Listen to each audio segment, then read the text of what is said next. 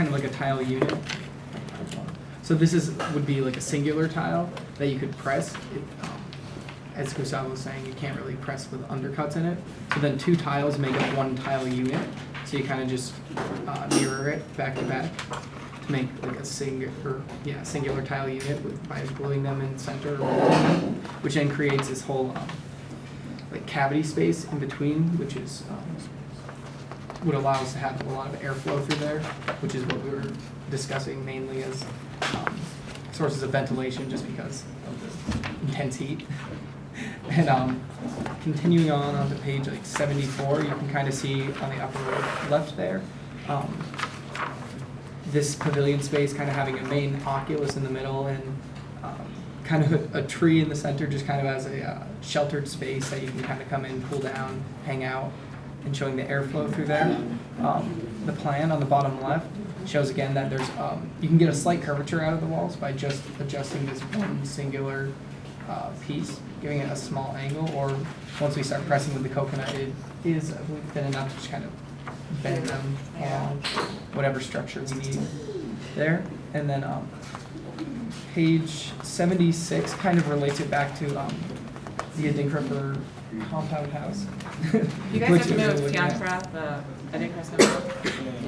Yeah. So the idea of the tree being in the middle of the house and everybody, because Ghanaian compound houses are very different to other types of compound houses in the region. If you look at Nigerian compound houses, the circulation, like where people actually interact, is on the exterior. But Ghana, we bring them into the middle because we're just so friendly. But yeah, it's very unique, and I think having the tree as a symbol of that is quite important. But you can see in plan, in section, you still have the Fiancra sort of subtly being sort of brought to memory.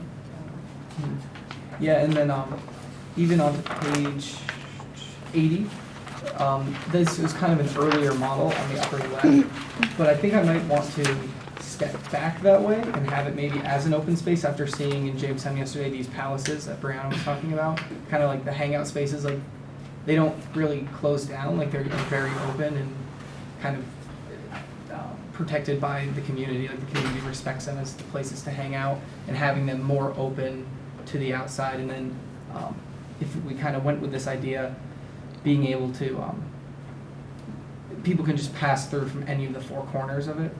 It mirrors on all 4 sides there. And continuing just that open feel, because I asked them, is it important to have it open to the street, because all of them are open to the streets, and they said that at times when it gets too busy, like if there's a lot of people, mainly on the weekends, like we were there yesterday, which was during the day, just right after work hour really, so there are people kind of congregating, but on the weekends it gets busy to the point where they have overflow capacity and people kind of stand outside and want to watch these games that are going on as kind of their social interaction for the day. So keeping it more open, I think, is where I want to head with it. Yeah.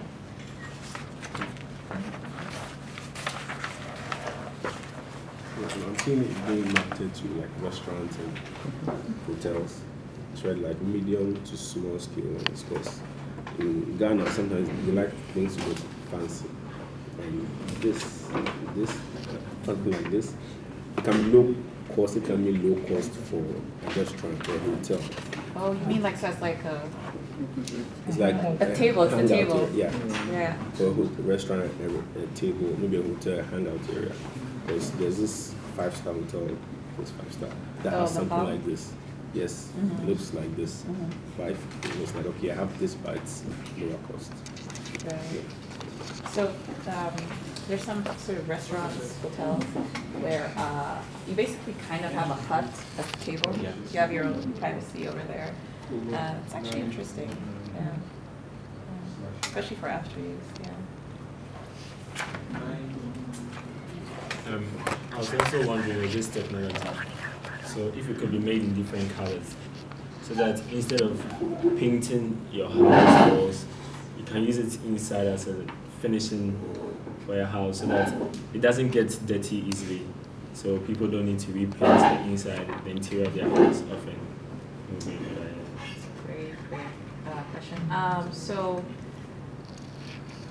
this is one aspect of the technology. We're exploring the design of it, but there is a couple of people starting a company, and we're basically selling ceiling wall tiles. So basically, you would replace this with a coconut panel. And what's really amazing about them is they've got amazing acoustic properties. Really good at absorbing sound if it's low density, but at high density, it's really good at scattering sound. So for practice rooms for musicians, you don't get dead noise. You get every kind of note you want depending on what the performance is. So acoustic panels, ceiling panels, wall panels is where the market that we're trying to compete in. But that's a real business proposition for the technology itself. Yeah. If you're interested, we can talk about it later. So